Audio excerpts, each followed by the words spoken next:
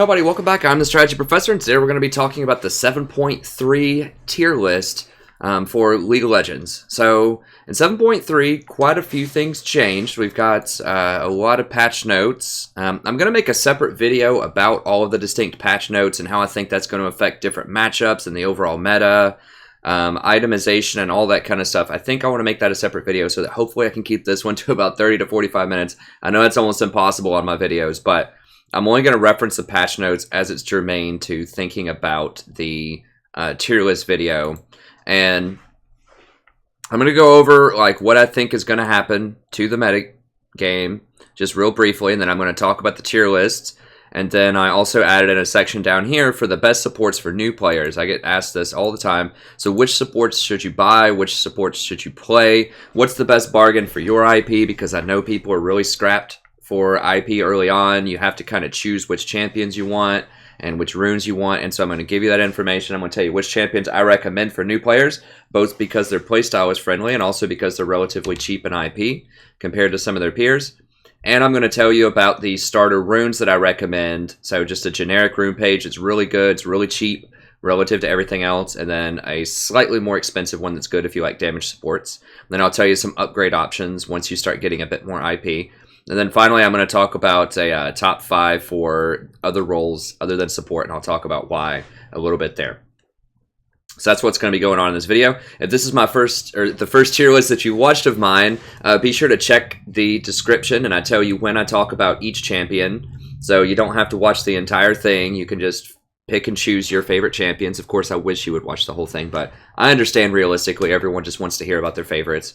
So you can skip around, find your favorite moments, and you can find access to this document itself. So you can skim down and read it over as you watch it or after you watch it if you're trying to remember what I talked about.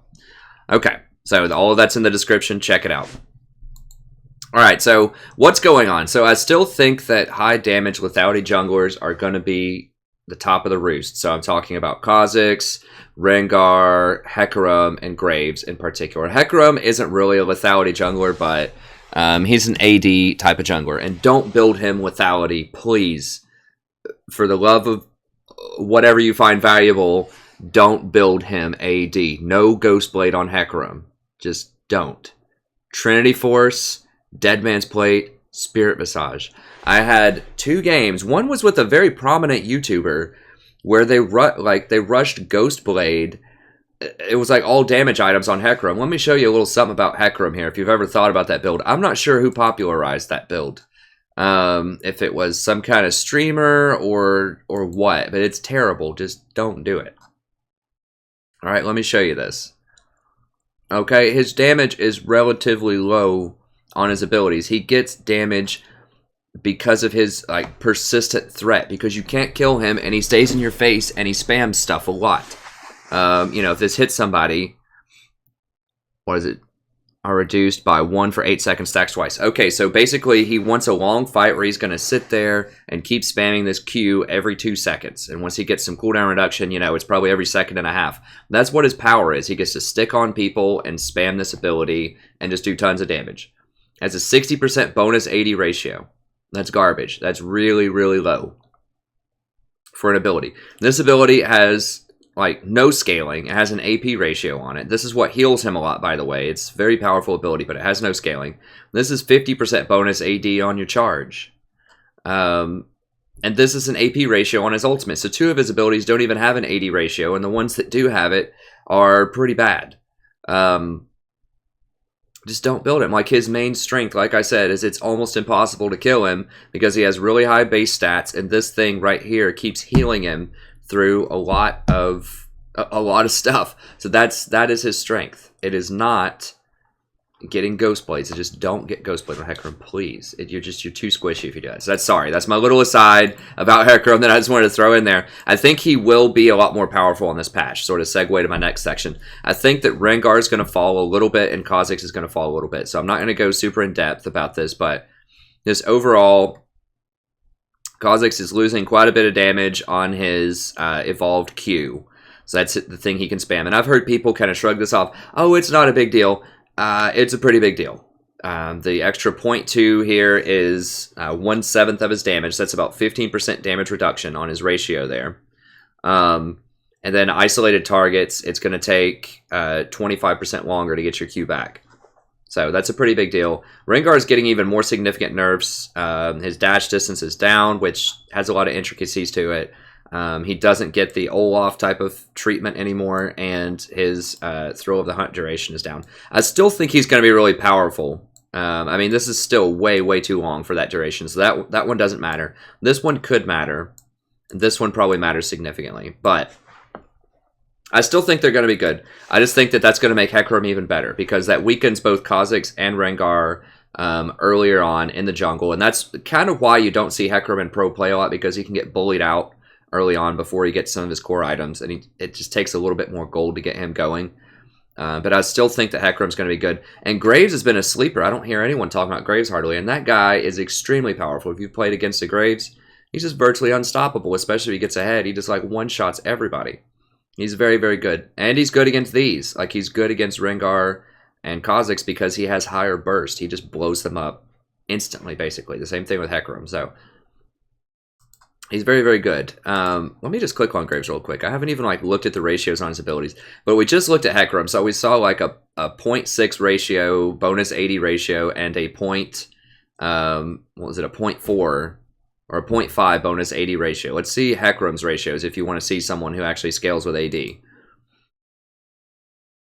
All the lethality buffs help him as well. Okay, that's just way too much reading on that one.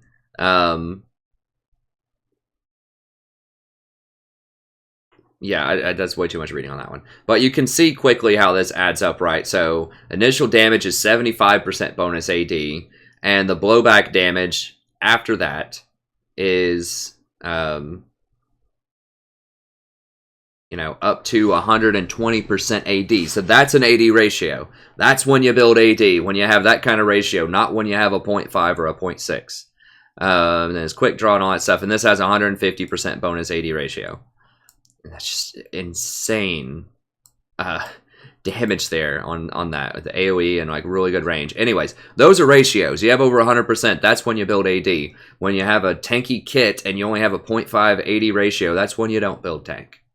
Okay, so anyways, I think that Hecarim and Graves are going to rise up a little bit. I think that Malzahar is mostly obsolete. I think he's just really, really bad right now. I'll explain why more in the patch notes analysis video. But just suffice to say, he's going to be out of the meta. And the big problem is that this right here, this 1 second cooldown. So right now, I'll just explain it right now. Why not? Since I already teased it, I might as well explain it. I'll explain it right now since it's very relevant to the tier list in a second. So the cast, we'll start with this one. The 0.35 cast feels clunky. Or I haven't played him yet, but I can just imagine this would feel clunky. You know, an extra third before the minion appears means it's not going to be able to block skill shots as easily, and they deliberately said they wanted to do that. And it means they're going to get to move away or dash away a little bit faster. Like 0.35 seconds doesn't sound like a lot, but that's quite a long time in league time. And you know what's really a long time? 1 second.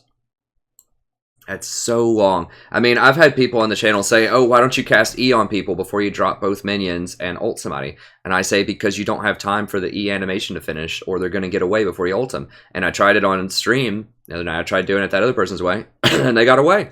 Because I pressed E, minion, and then they dashed away before I could ult them. And I think that cast animation's like 0.25 seconds or less on his E. So it's a big deal. Like 1 full second, there's no way that most champions are going to let you do that, where you walk up, drop a Voidling, wait a second, drop another Voidling and ult him. Like, it's not going to happen. So what's going to end up happening is you can drop 1 Voidling that's going to have a 0.35 second delay. That means they're not hitting for, you know, if you press W and ult, that means they're not going to be hitting for 20% of your ult time, right? So that's almost, you know, 0.5 seconds. Well, I guess it's not 20%, but it's a lot of your ult. They're just not going to be sitting there hitting them. And that adds up a lot. I mean, that could end up being 1 more round of auto attacks by your minions. And when 4 minions, or 6 minions in some cases, don't get to auto attack, then that's really bad. That's a loss. I mean, if you lose 1 attack round of 6 minions that are doing 40 on-hit damage, that's a loss of 240 damage. which is obviously massive. So, and it's going to cut because you have to wait anyways, even if you do stack it on them and it, for some reason, you don't lose DPS off of that one Voidling. Now you don't have both of them. So that's a 50% reduction in your damage, just about. Like, it's a lot because the Voidlings are the vast majority of your damage. You're not going to hit them with a Q in this interaction. I mean, maybe afterwards. Maybe if you're lucky, you can hit them with a Q first to silence them and then ult them. But realistically, you just drop your minions and ult them. And then afterwards, you hit them with the E and the Q and all that stuff. So yeah, I mean, it may not quite be a 50% drop. I mean, your ult does do some damage, but trust me, it's a lot. It's over 30%. Over 30% damage reduction. And he already didn't have enough damage to zero people out. That was one of my main complaints of him versus Zyra. Like, not heads-up matchup, but why I should pick Malzahar over Zyra when Zyra can completely take someone from 100 to 0 at level 6, and Malzahar can only take him about 70% down. And you get to watch your, AD carry ally not hit them, and then they get to walk away or kill you. That happens so often as Malzahar. So Malzahar already, in my mind, was not super strong in solo queue. Like, he's okay in solo queue, but the fact that he requires coordination from your team to help you actually finish the person off, and the fact that he's countered by one item that costs like 1,200 gold, which is a pretty good item anyways on a lot of people, Quicksilver Sash, that completely shuts him down. He's done. And he can't even ult people like Rengar or GP because they have natural ways to break out of it. So he was already, he was good, but he wasn't nearly as good as a lot of people thought he was after I played. I mean, I played like 105 games with him or something. And I started playing him in like 6.2.3, like when they first changed his Voidlings. I was a very early adopter of Malzahar. And so I think that, like, if I were nerfing Malzahar, I would have, this is fine. I think that's fair. If people get away from him, then the Voidlings shouldn't be able to chase him. But I would have the Voidlings just despawn in like 6 seconds instead of 12. 12 just feels really long and somewhat oppressive, but this would still let him have his burst damage. So that's what I would have done, is either tone down the Voidling damage themselves a little bit, or more preferably just have them despawn after like 6 seconds or 5 seconds. But don't take away his option, his burst, which is what they're taking away here. So that's a really big deal. I think he's going to fall quite out of favor. And so people are going to look to other champions that can deal with assassins. And I think like Kha'Zix, Rengar, and also Graves to some extent. And I think the answer is going to be Lulu and Janna, particularly Lulu. I think you might even see Lulu in pro play now as a support. She's extremely strong right now. She scales very well with a lot of other champions. She's very anti-assassin, and she's very good at engaging, helping your allies engage. So if you have Hecarim, who I think is going to be much stronger, and you put the W on him with Lulu, that speeds him up tremendously. Lets him go in and engage. And then you can ult him when he's in there to get additional CC. So that's where she differs from Janna, in that she can actually help your team engage, and she can play a lot more forward, a lot more aggressively in lane. Where Janna is still really good if you have someone like Vayne on your team. Janna can be quite strong, but I think Lulu is probably the queen of the hill on this patch. Zyra is still really good as well. And speaking of which, we'll look at Zyra. I don't think that the Zyra nerfs are going to be that significant, honestly. We'll see how the plants react. The mana cost is not going to matter. You don't have mana problems with Zyra in lane, typically, because you don't want to be using your Q unless you have a plant to go with it most of the time. And so the plants have a 20-second cooldown, so that means you get to harass like once every 20 seconds. And that you're not going to run out of mana doing that most of the time.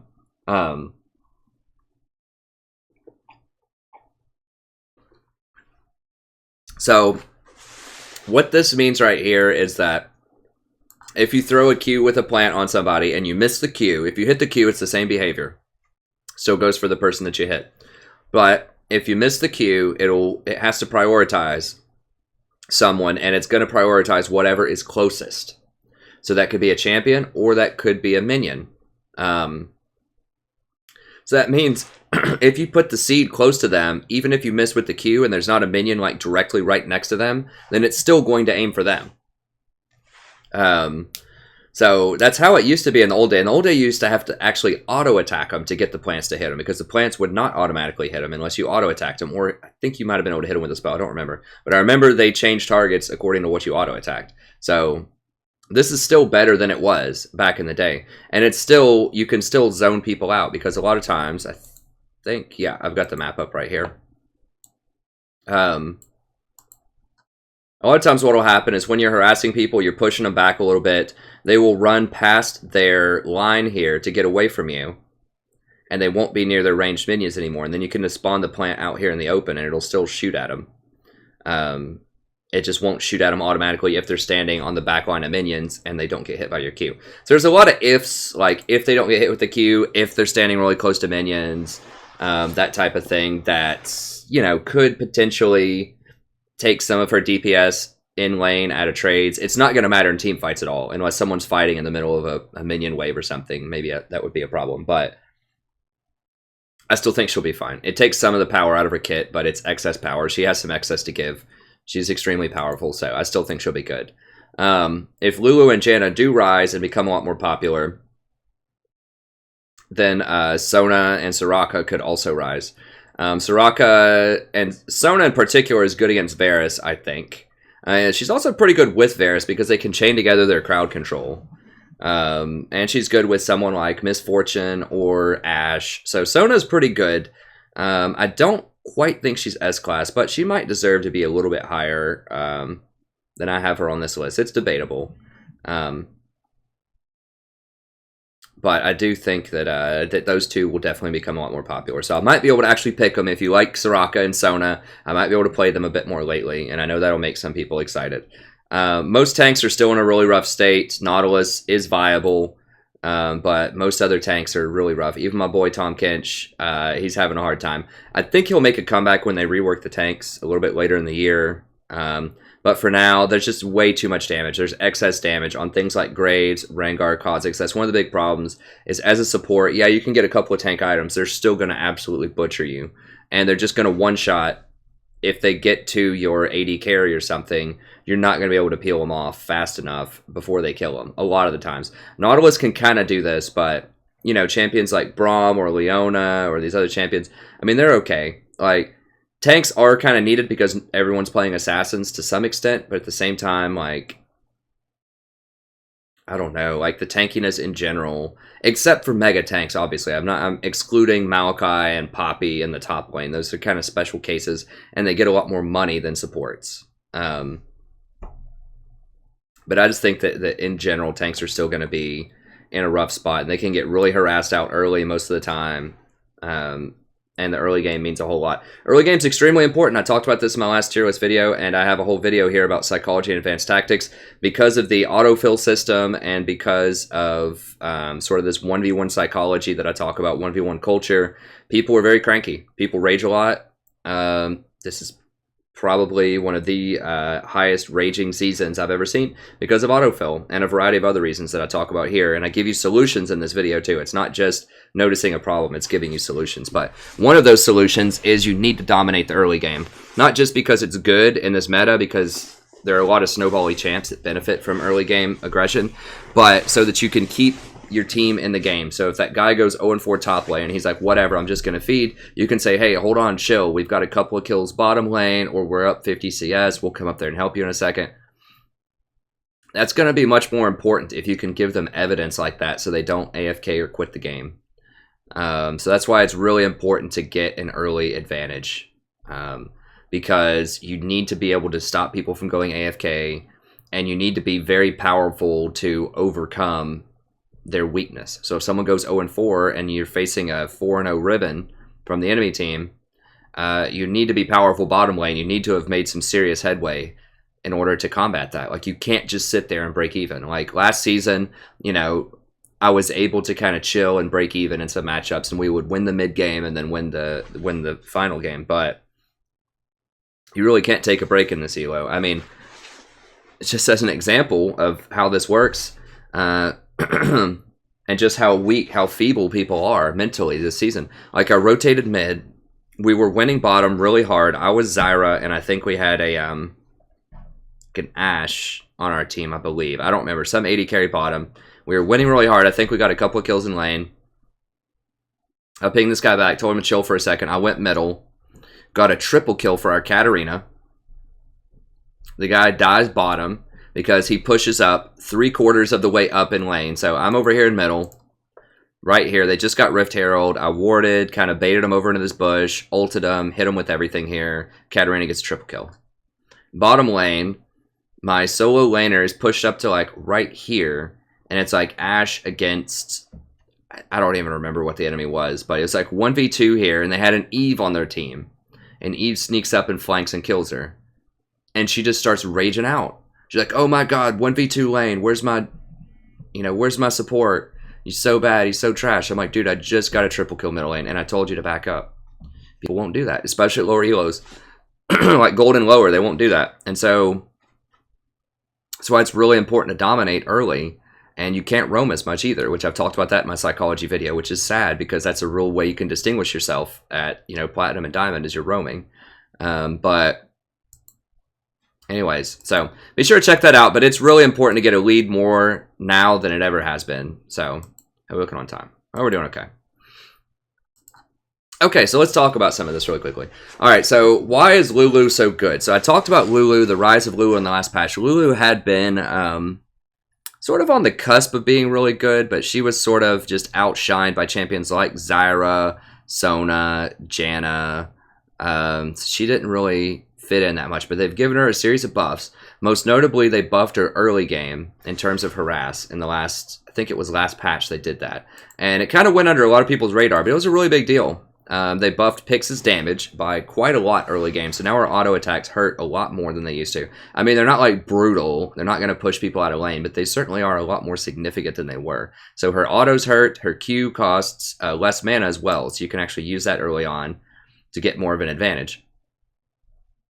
So, I mean, Pix deals, level 3, Pix deals 9 damage with each bolt that hits the enemy.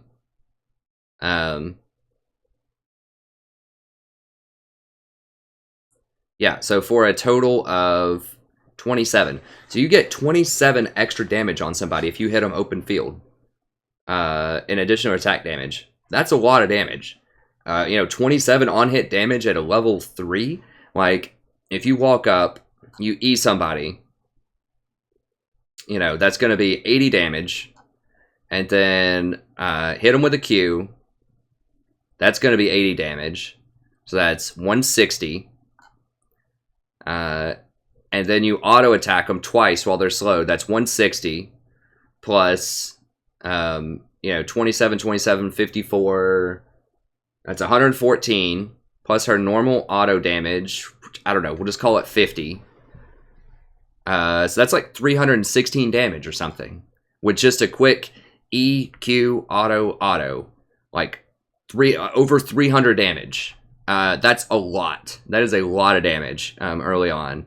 And so Lulu's poke is really, really good now in lane, especially against tanks. So it's not as good against someone like Sona, who can heal it up, or Nami.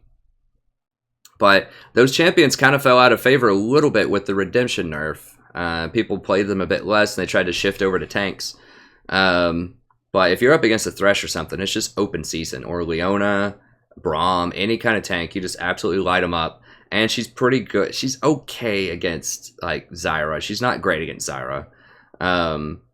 Depends on how good the Zyra is. But anyway, she has a lot of early game pressure, and she's excellent against assassins. I mean, a 2.25 second polymorph on a Kha'Zix that's coming in, that's big time. That's almost as much as a Malzahar ult. People forget that. Like, they can still waddle around or do whatever they want to do while they're a little critter.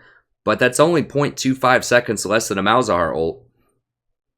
And with your cooldown reduction you're going to get, it's going to be on like a 6-second cooldown. So this thing's going to have a lot of uptime on it. Well, not 6 seconds, but, like 8 seconds or something. It's going to have a lot of uptime on it.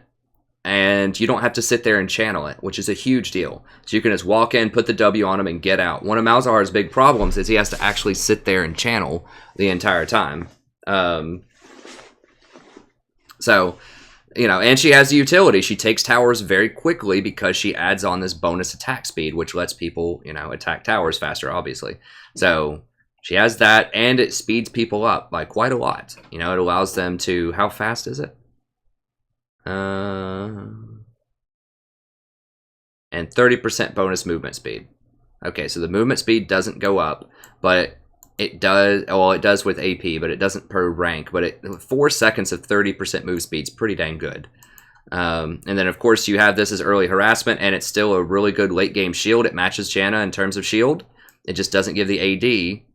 but it still is a really nice shield. It has the same cooldown and mana cost. It's notably a much shorter range, though, which can be an issue. Janna's range is like 800 on the shield, so you have to play a little bit closer, a little bit more dangerously. And of course, her ultimate is excellent. It doesn't count as a heal, so it doesn't get affected by things like Executioner or Morellonomicon. It just straight up gives them the health. And it knocks them up, and it gives people a slow for 7 seconds, which is pretty good. And it's a pretty substantial slow. This allows something like a Hecarim to stick to people or a Rengar to stick to people. It's quite powerful, and it starts off on a pretty low cooldown. So she has an excellent kit. About the only thing she's lacking is substantial damage, although, like I said early on, her poke damage is really, really good. She has decent ratios. I mean, a 0.6 on the shield. Her ratios are kind of suck. Her ratios aren't that good. But she's quite good. She's quite good. So that's why I think she's arguably the best support on this patch. I think Zyra is still up there in contention. But if Hecarim becomes a lot more popular, Hecarim's very good against Zyra. So we'll see. Zyra is very vulnerable to all of the assassins. She's just so powerful in lane that you kind of need to pick her a lot of times. So I do think that Lulu is very good. And so I have a little sheet here for you. You can click on this for all of my top 10 supports. And I tell you who she's good with, who she's good against, recommended items, and runes. So I think, you know, she's particularly good with champions like Vayne, Twitch, Olaf, Hecarim, Yasuo. So anyone that wants to run in, she's very good with them. She's good with Yasuo because you get that free point-click knock-up if you have an ally close by. She's good with the poke champions, but I think she's also could potentially be good with things like, I was going to say, like Jhin or something because of the poke. So, I don't know. But she's particularly good with these champions. Obviously, the W to help them attack faster. They all get benefits from attacking faster. So, she's really good with that. Ionian Boots, of course. And then, last patch, I had said I wasn't sure if Redemption was still going to be good. It's still the go-to item. So, you definitely want to go Rush Redemption, Ruby Sightstone, Locket, as always. And then after that, and get... you could get a Kayle if they have an Ashe on their team that's causing a lot of problems. You could get that after Locket if you wanted, or after Redemption if you want to do that. Ardent Censer is also pretty good. I was debating with a viewer. We were both diamond level supports last season on stream. There's a friendly little discussion about it, and I think you should rush Redemption. He thought maybe Ardent Censer. I still stick to Redemption. It's just way too powerful. It can affect multiple lanes.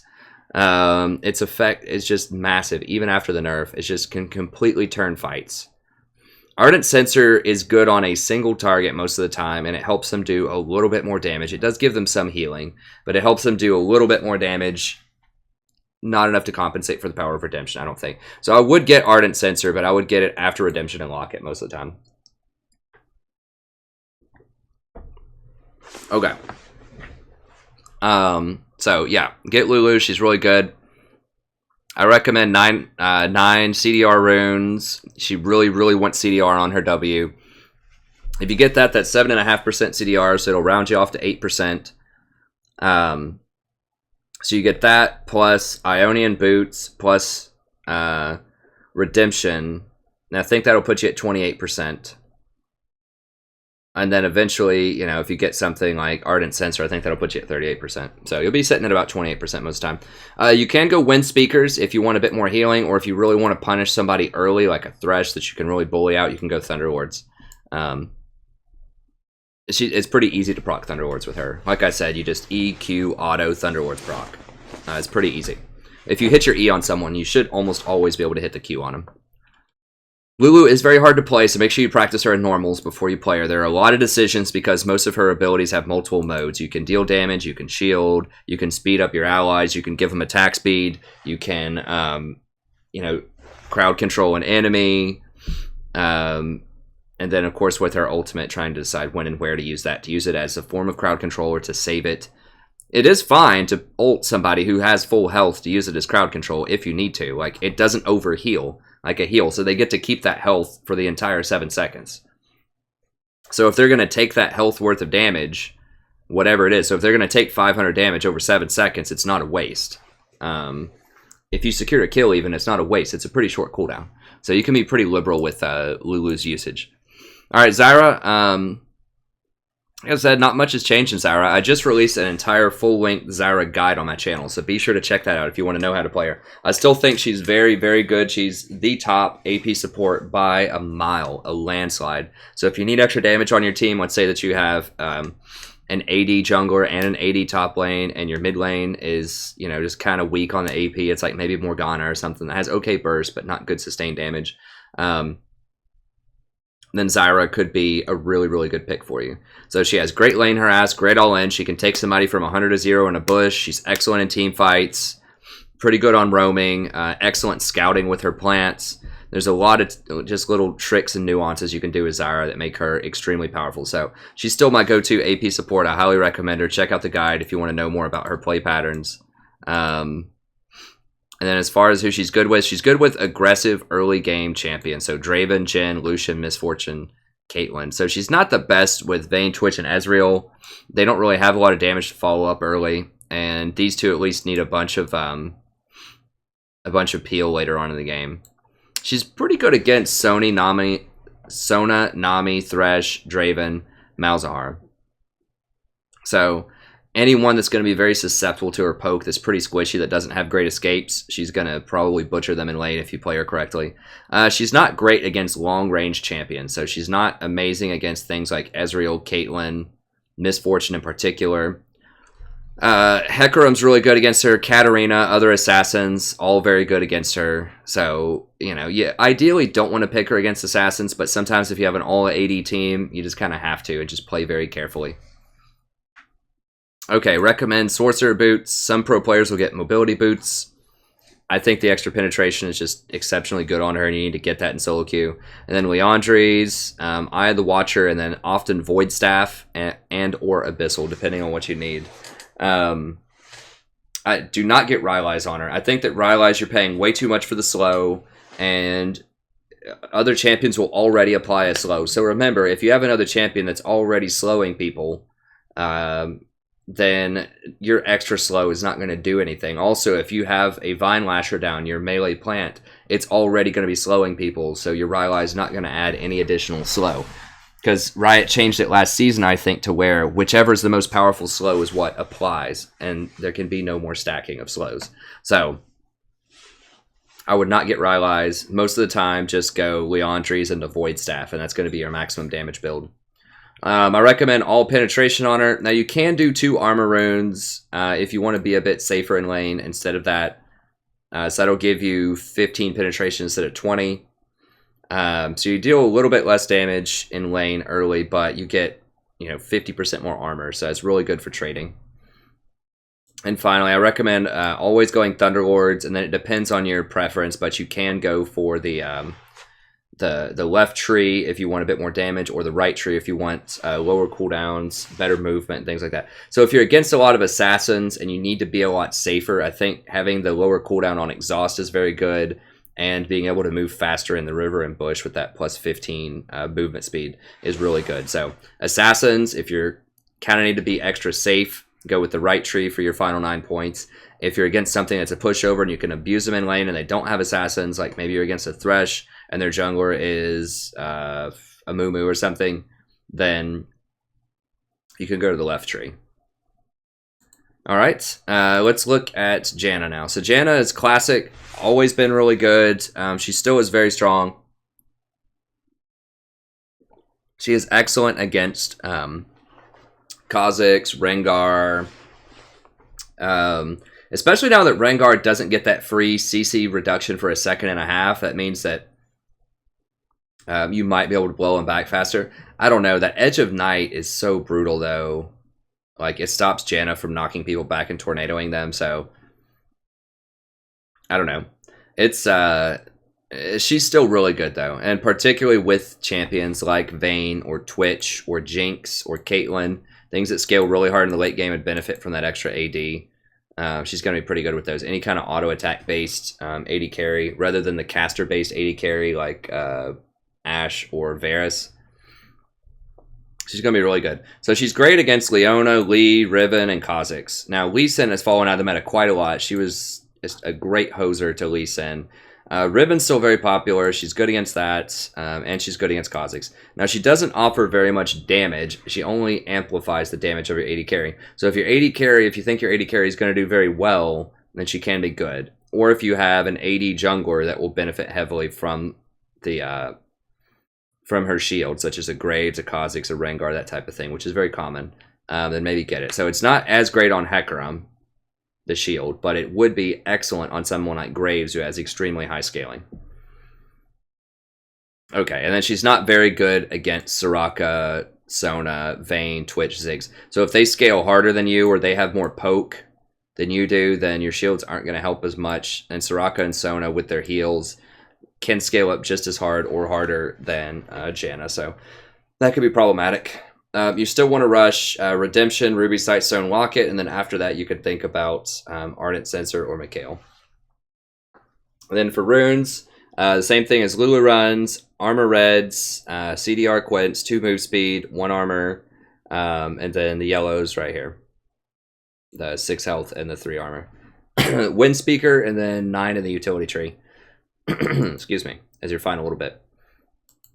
Okay, and that's it for the S-Class. I think that the ladies are ruling the S-Class. We have the highest power AP support if you need that, then a couple of utility champions, one with excellent disengage if you have better scaling, another one to help you engage and to deal with assassins. So Lulu is if the enemy has assassins and you need to, or if you need to engage on their team, she can help with that.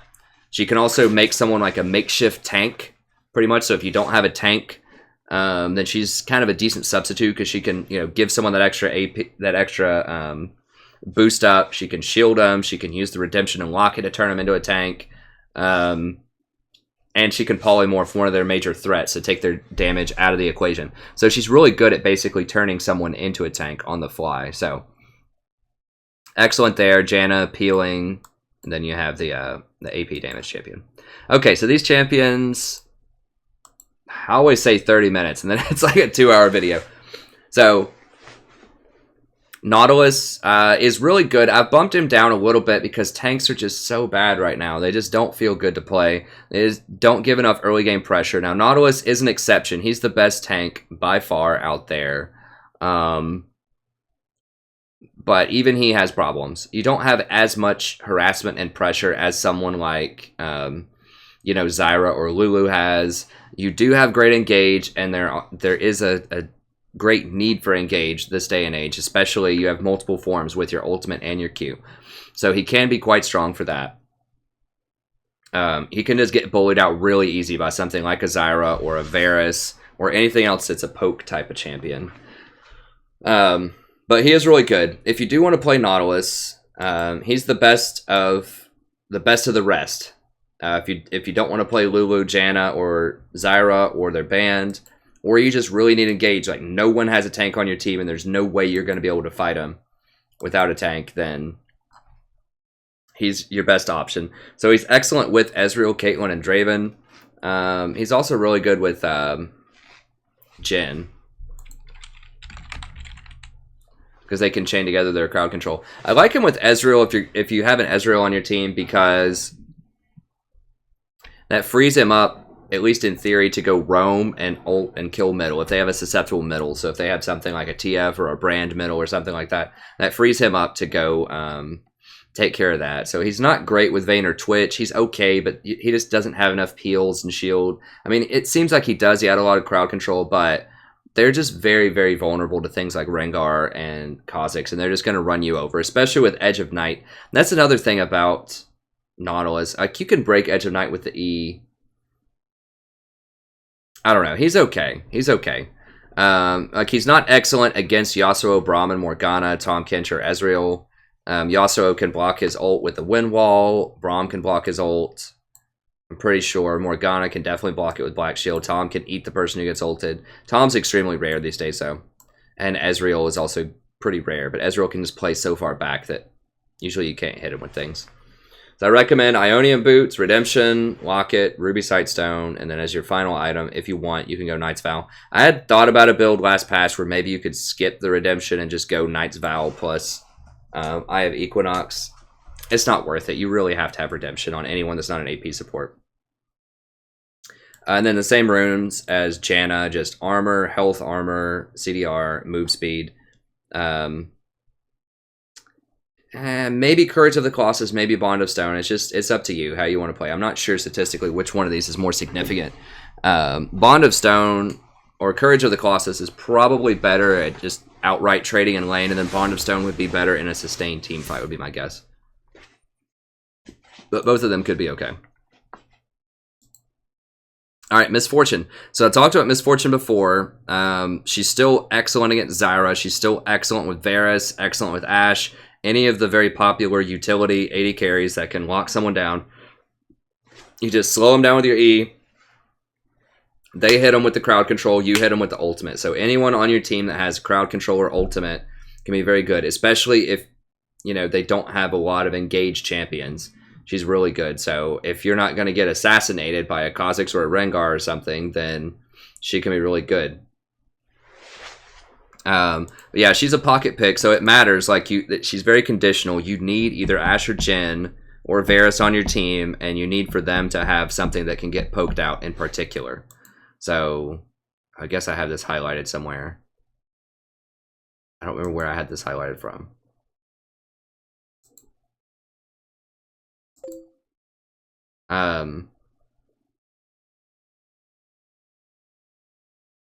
Oh, somebody asked me something. Okay.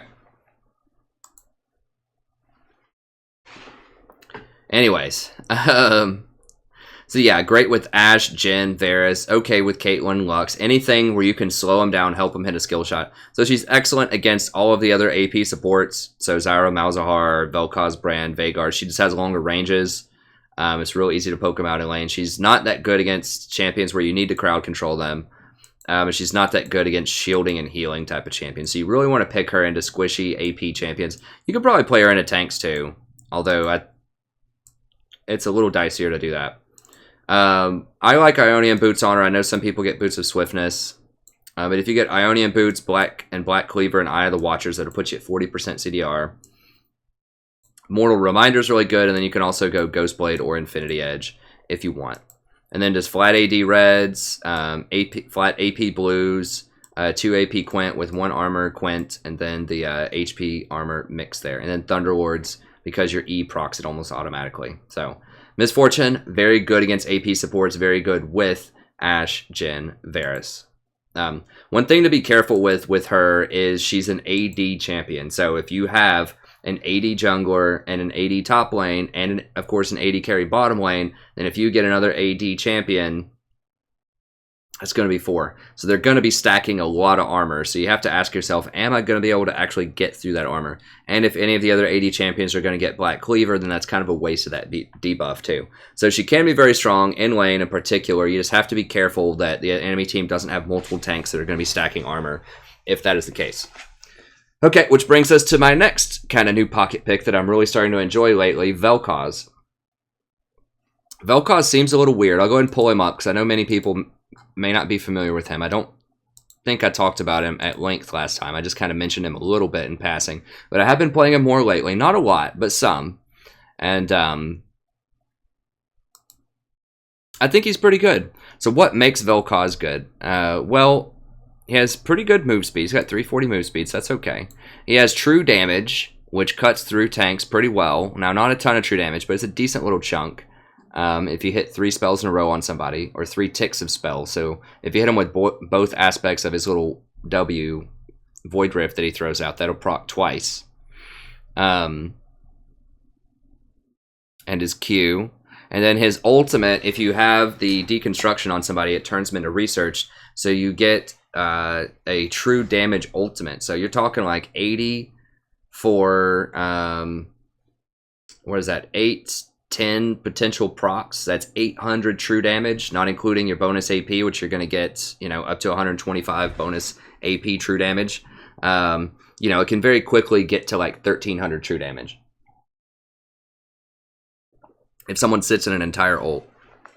So you definitely can 0 people out 100 to 0. Pretty low cooldown on his ultimate. A long range, 1550 range. That's what makes him really special, is he has a super long range. I think this is even longer than Misfortune's ult. Really, really long range. This makes him good against other AP champions like Zyra, Malzahar, Brand, these type of champions. So he's got a lot of range. He's very good if you have a team that can crowd control and lock someone down. So if you have a Kennen, or if you have an Amumu, or you have a Vi, or a Hecarim, just champions that can hold people in place, or Ashe, very good with Ashe, very good with Varus. Anything that can crowd control people, he's going to be quite strong because of this ultimate. This absolutely melts people big time. His Q is another aspect, so it has a ton of range. It's got 1,000 range. That outranges even MF's poke. So a lot of range on it, and it's very efficient. So it's 40 mana to do 80 damage. Remember, Lulu's I think was 50 to do 60 damage, or to do 80 damage on her Q. But, you know, it ends up being 60 for 240 damage at one point, which is excellent. And you get a long, slow duration with it. And that proc also obviously goes very well with something like Luden's Echo and particularly Leandri's Torment, because it's going to proc Leandri's every time you get it. So very spammable, only a 7-second cooldown, very low mana cost. You can just keep throwing it at him. It takes a bit of practice to learn how to hit it. I like throwing it straight at him. I know people have said, oh, if you throw it at an angle, it splits even further. It's like, yeah, it does, but it makes it a lot more predictable kind of where it's going to go. If you throw it straight at him and they try to juke forward or juke to the side, you can break it early and then it'll split to the side. So if you get used to it, you can actually... like the only safe place someone's going to be able to hide is if they outrun it. So they have to play 1,000 range away from you, which means you get quite a lot of pressure if you play up front in the lane. So he can be quite strong. Void Rift, pretty good at clearing waves. Otherwise, I mean, it's good at stacking your deconstruction, so it's okay. And then finally, Tectonic Disruption. This is your crowd control. It knocks people up for 0.75 seconds. Doesn't do hardly any damage. It's okay. It's your one form of crowd control, so you want to be very careful to use it wisely. His ratios aren't really that good. As you can see, a 0.3 on this one. This one combined, if you hit with both parts, it's only a 0.4. This one's a 0.6. So his ratios are pretty bad. Although the true damage on his deconstruction does get a ratio on it. And when you have a ratio on true damage, that's very strong. So 50% there. And then this one, of course, can get up to 125% and it's true damage. So that can be really good. I haven't really figured out and mastered which runes I like with him. I'll show you what I've got here in this document. I think I like all the penetration runes just like Zyra. And the reason is, like I said, his ratios really aren't that good. So having the flat penetration means you're going to deal more damage. The penetration, don't forget, also applies to both Luden's and Leandri's if you get those. Their little proc damage gets mitigated by magic resistance, and so if you make it, if you lower that resistance, then you deal more damage with that. But, you know, there's always kind of this tension, too, where it's like, well, you get penetration, but then you do true damage if you proc your special stuff, if you get the deconstruction, if you get the research. That penetration kind of goes to waste, but... I guess it just depends on how often you think you can proc the deconstruction. If you think you can proc it a lot, then maybe you should go for that. So one way to think about, and I'll pull this up really quickly here. One way to think about whether or not you should get penetration or flat magic is look at the ratio. So I'll do some quick napkin math here for you. Where did it go? Did I exit out of it? No, there we go. Okay. So Vel'Koz. So let's look at his Q here. Alright, so the Q does 240 damage. The easiest way to think about penetration is a percentage increase in damage. So it takes 1%, every penetration that you have, each point of penetration means you have to do 1% less damage to kill the target. Until you get to 0. So look at this. And the difference is you're always going to get red penetration runes. So the only thing in question is it better to have 15 penetration? Or was it 15? Let me see. So you get 20 total. The reds give you like 12 penetration. So is it better to have 12 penetration or 26 AP? According to how the runes line up. You can get up to 26 AP if you get health yellows, penetration reds, and then AP blues and quints. Or penetration reds, health yellows, and then flat penetration quints, flat penetration blues. So the difference is you're getting 12 penetration for 26 AP. Is that worth it? That's a question to ask on a lot of champions. So let's see. If you take your tier 5 Q here, it's 240 damage. So let's do 0.12 times 240. You're getting an extra about 29 damage out of it from having that penetration. Let's look at 26 as a flat ratio. So if you take 26, you're going to get 0.6 of that. You only get 16 damage. So it's 29 damage versus 16 damage. So you're getting almost double damage by getting the penetration as long as you're not reducing them to 0. Penetration is obviously not going to be that great if they're below 0 damage. Or if they get to 0 magic resist. It's just overkill on it. Now let's look at something. Now that's level 9 though. Let's look at like level 5, which is an important all-in moment when you're about to hit them, hopefully with the level 3 Q and then your ultimate. So you have 160 times 0.12. So that gives 19 damage. So even at level 3 spell at level 5, it still deals more. Let's look at level 3. Okay, so at level 3, the flat AP is slightly better at level 3, but at level 5, it already starts to get better if you did the flat penetration. Now, this might fall off a little bit once you get your Haunting Guys plus Sorcerer Boots, because you're going to have 20 penetration, plus the 30 from that is 50. And a lot of squishy targets in particular, well, I guess just 80 carries typically will not get any MR. Well, they'll get MR, so they'll have 42 after their blue runes. So you're going to have 8 penetration overkill. But against tankier targets, they're going to have, less. And even supports often will get some kind of MR. And the junglers, things like Kha'Zix will often get Maw Malmortius, and so will Graves, and so will a lot of top laners. So often, most people you're hitting, you're going to be able to penetrate something. But anyways, even at level 5, it's still better. So I personally think, even though you have the true damage here, that you can proc in some situations, it's circumstantial though. I still think that it's better to run flat penetration runes. So maybe that's just me, but I build her just like I build Zyra, which is Leandri's Torment, Void Staff. You can get Luden's Echo maybe before Void Staff, depending on how much MR they have, just because your Q synergizes so well with Luden's Echo.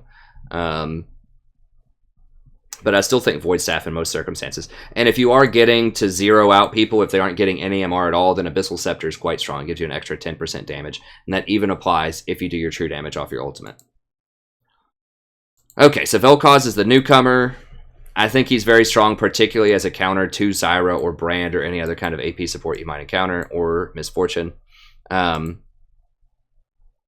Soraka going to get a lot better on this patch because I think that Lulu is going to rise in power, and Soraka is very good against Lulu, so it all just depends on how much people are playing Hecarim, because Soraka is very weak to Hecarim, and she's not that great against Rengar either. So we'll see. I still think Soraka can be strong. You're kind of leaving your fate in the hand of your team, so you have to really trust your team a lot with that. But Soraka can be good if they're low damage or low engage. She's very good at dealing with poke, as long as you're not the one getting poked. Especially if you get a Water Dragon. She's extremely good if you get a Water Dragon, because she gets to heal up and heal through the poke. So she's good with Ezreal, Vayne, Kate, Hecarim, Maokai. Good against Janna, Lulu, Lee Sin, Ziggs. She's not that great with like Twitch, Jen, Misfortune. So these kind of the 2 early game champions. She's okay with Twitch. I don't know why I said that. We'll take that out. But she's not great with these kind of early damage champions. And she's not good against Hecarim, Vi, Nautilus, LeBlanc, or Katarina. So assassins that can blow her up are just highly mobile things that can get on her. Just go for the standard Ionian Boots, Redemption Locket, Ruby Sightstone, and Windspeaker Blessing. Okay, so I think she's going to get a little bit better. We'll see. So she's weak against assassins, but she's good against Janna and Lulu. So you just have to kind of weigh that out and see which is more important in your composition. I think Sona can be very good. I maybe should be playing Sona more. One unique thing about Sona is she had over someone like Nami or Soraka, if you want one of the healer supports, is that She has that AoE lockdown ultimate, so it's very good with Misfortune. It can hold people in place. It's very good with Varus or Ashe. You know, they crowd control them, then you get a free hit on them. And she has pretty nice healing against poke later on in the game. So I think that Sona can actually be quite good, and she's good against Lulu. So if they have Lulu, she's excellent because she has great poke. She can hit her back, and she actually heals herself. So I think Sona in many ways is a good counter to Lulu. So I think that she's good with Vayne, Twitch, Kate, Misfortune. Anything else has lockdown, crowd control. We'll say Varus on there. And I said Twitch and Vayne because she could babysit him with a heal. She's good against Janna, Nami, Lulu. She's bad with Ezreal, Jhin. She's okay with Jhin. Lucian and Tristana. And she's bad against Soraka, Vayne, Twitch, Hecarim. So things that can get on her, blow her up, or are going to scale harder than your AD carry. And your standard Ionian Redemption Locket, Ruby Sightstone. You can get Ardent Sensor later in the game, or Mikhail's if you need them. Alright, Tahm Kench. I think Tahm is kind of in a bad place right now. He was an S-Class champion through all of last year, and he is good against things like Ashe. But the problem is there's just too much poke. He's not good against poke. And he can just really get dominated hard in the lane. And so I think he's really good against tanks because he does a lot of large percentage damage, and he can save people and kite people for your AD carry. But I just don't think he's that good right now, honestly. He does have nice rotations. But if you want to try him out, I mean, he is good. Like, he's the second best tank. Tanks just are in a hard spot right now. So I think he's only second to Nautilus in terms of tanks. He does bring a lot of unique utility. So I would say if you want to play him specifically into Ashe if they don't have a lot of poke on their team. So he's good with Jhin, Kate, Ziggs, so long range stuff. He's good against Leona, Lee, Lux, Malzahar, Nautilus, and Vi. So a lot of those aren't really popular in the current meta. So that's kind of why he's fallen out as well. So he's bad with Vayne and Lucian, close range stuff, and he's not that great against hyper carries like Twitch, Vayne, Hecarim, and Kha'Zix. I just still go Ionian, Ruby Sightstone, Redemption, and Locket. I mean, I know that sounds like a broken record, but that's just kind of the build on everyone that's not an AP support right now, I think. Bond of Stone is probably what I'd recommend with him. You can get Courage of the Colossus if you eat somebody, like if you eat an enemy or if you stun an enemy, it procs it, but I just don't think it's going to be that useful. Nami is still really good. I mean, she adds extra pressure. You get the wave, you get the harassment. Her ultimate does knock up and slow down people. It's good against things that charge long range, so like, or have charge up ultimates, so like Xerath or Jhin, you can knock people out of that. So if you want to play her, I'd play her into either Jhin or Xerath, and not you want to make sure they don't have Braum, Yasuo, or something else that can block it. But she can be pretty good. Okay, let's just real quickly go through some of the others because I would like to keep this, an hour, maybe an hour and 15 minutes at this point.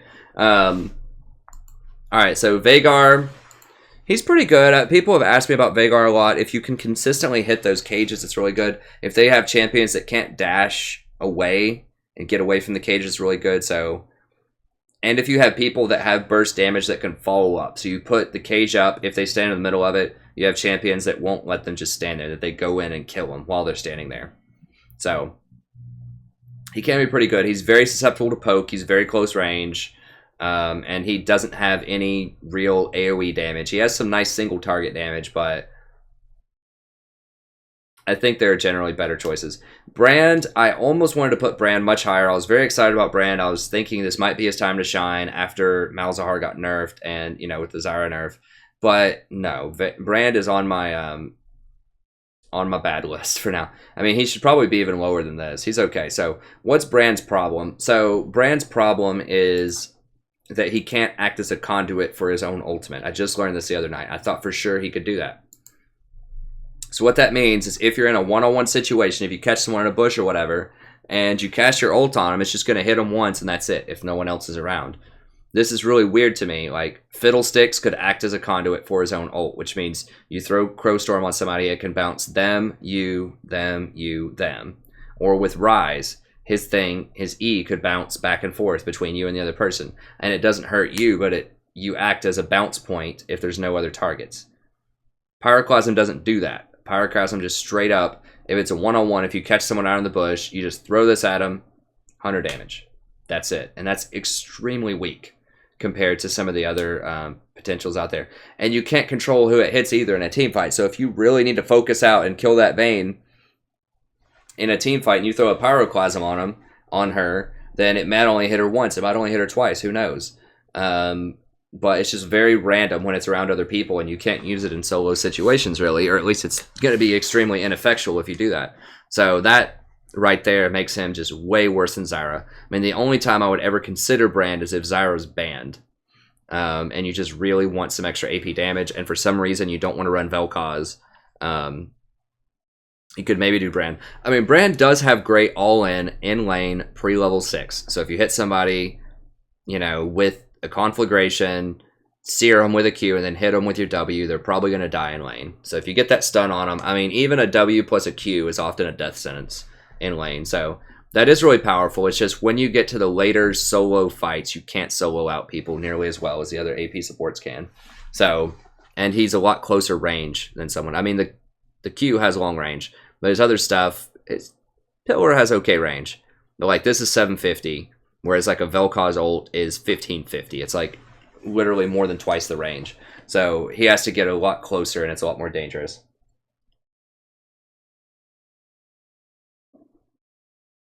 Even at max bounces. Well, let's see, at 5 bounces, you do 1,000 damage. I don't know. Well, and then you get his passive and stuff. Anyways, he does a lot of damage. That's the thing. But one-on-one, particularly catching people out in bushes, it's not nearly as powerful. It either has to be a team fight or it has to be in the middle of a minion wave. And if it's in a minion wave, a lot of that damage is going to go to minions. So that's why, I mean, he does have great harass. He can burst people out in all-in situations. So he is okay. It does help that Malzahar got nerfed into the dirt, but overall, I would still much prefer to play Vel'Koz and potentially even Veigar than Brand. I don't know. I might prefer Brand to Veigar. It's kind of a toss-up, but I would much rather play, if I wanted a damage support, either Zyra, Vel'Koz, and probably Misfortune before I'd play him. Ziggs can be an okay support. I haven't really tried him that much. He's a little mana intensive. You'd have to get a Morellonomicon, but he does take towers really quickly, and he has excellent wave clear and zone control. So he could be okay. Karma's another one. You know, I might play Karma if I wanted damage also before Brand. I don't know. She's kind of in the dumpster for me. And a lot of people don't know this, so I'll just go ahead and point out her shield, because people say, oh, well, she's got good utility. She's got a good shield. It's like, well, no, she doesn't. Not compared to Lulu and Janna. It's okay. But so she has a great level 1. Obviously, you overcast a Q on somebody, and it's a ton of extra damage. You know, we're talking up to 150 damage at level 1, which is a lot. So she has a great level 1. She has great poke and harass in lane, for the most part. It's just once you get out of the lane, that's where the problem comes in. Like, she can use Focus Resolve. It's very close. You have to get 675 range close to them, which is pretty close. And you have to stick on them for a certain length of time to get a tether that only, you know, roots them for, you know, 1 second. I guess you can do a bonus tether, and maybe, you know, that would root them for 3.25 seconds. So that's a pretty good route, but it's okay. It's not going to stop something like a Kha'Zix or a Hecarim or a Katarina or a Graves from just coming in and blowing somebody up. Like, it's not a stun. It's a delayed tether. So often it's not going to stop the assassins from killing their priority targets. And the shield is only 190. So it's only 190 shield. You can overcast it, obviously. You get the bonus shield of, you know, up to, you know, 90, which would be what? 280? So yeah, but that's only on one person, and then you get that extra bonus shield. It's only 50% on people around him. So you can overcast your mantra, and it does, you know, offer a decent shield. It is a lower mana cost. It does have a lower cooldown than the other shields, but without overcasting it, without using your ultimate on it, it's at least 20, I think it's like 25%, 20 or 25% lower than a Janna and Lulu standard shield. Now you do get a little bit of extra bonus movement speed, but it only lasts for 1.5 seconds. So it's okay. And then her ultimate just enhances her normal abilities. So you don't have a powerful ultimate that you can use at level 6 to really turn team fights. It's just like, all you can do is really just overcast your shield, and if people are grouped up, you know, they get a bonus shield with some movement. She can be okay. I just think that Lulu's better than her in virtually every way right now. If you want an engaged champion and speeds people up, has a lot of shields and utility, Lulu actually point-click crowd control someone for 2.25 seconds, like instantly on an assassin. Well, not instantly. It has a travel animation, but virtually instantly, rather than having to wait around for this extra, you know, second for this to proc. And it only lasts, you know, under normal conditions for, you're not going to max it out. You're going to max probably your E and then your Q in lane, and then probably your E outside of lane, and then this would be the last thing you max. You're only going to have 1 or 2 points in it. You know, a 2.25 second duration or a 1 second root that's not delayed. So, yeah, I mean, she's okay. She's okay. I just think that there are a lot better options than her in the current meta. Lux is okay. She has long range, high burst damage, doesn't have a lot of crowd control, doesn't have a lot of shielding. I mean, she does have the one she can throw. She just feels very vulnerable and very easy to poke out to me. It's very inconsistent all in and poke. It's really hard to hit her stuff against good players. Blitzcrank, he's all in. If you hit a lot of hooks, he can be great. If you miss hooks, he's totally worthless. I much prefer Nautilus. He's much more forgiving. If you miss your hook, you still have your E for wave clear. You still have your ult for CC. You can still auto attack people. So I just feel like Nautilus is a much better version of Blitzcrank right now. Same thing with Thresh. You miss your hook, you're basically worthless. Now, Thresh does at least have a flay in his ultimate that he can still kind of do things with. He's not quite as worthless as Blitz, but he's harder to play in many senses. At least Blitz's hook is like instant. It goes out and it has a pretty fat hitbox to hit people. Whereas Thresh is like a wind-up and it's a really slender hitbox. And it doesn't pull the person all the way to you. Now, Thresh is great if your teammates will actually utilize, you know, really helpful lanterns, but overall, just pick Nautilus if you want a hook engaged champion. Trundle, excellent at breaking tanks, not great in a meta where there's no tanks. So if the enemy has like a Maokai and maybe a Hecarim or something on their team, he is good against Hecarim. So he's got that going for him because he can take away all of Hecarim's stats, and his pillar obviously stops Hecarim from charging in unless he uses his ultimate. So he is good against Hecarim, he is good against Maokai. So if they have like Maokai Hecarim, maybe you could pick him, but the problem is, like, Iceborne Gauntlet is really bad right now, or Frozen Fist, or whatever they call it these days. It's really bad, like, because you're paying so much gold for mana, and they've nerfed it a lot over the years. If that item's good, then Trundle's good, because he can get it, and he can keep spamming his Q to get benefits out of it. But since it's not a great item, since all supports still have to get Redemption, Ruby Sightstone, Locket, he doesn't have a lot of synergy with that stuff, so he's okay. He's just kind of like an anti-tank mule. You just ult and try to peel your ADC with your pillar and auto attacks, but he can get poked out big time in lane. So if you play him, you need to push over lane. You know, you need to be going up against something like a Janna.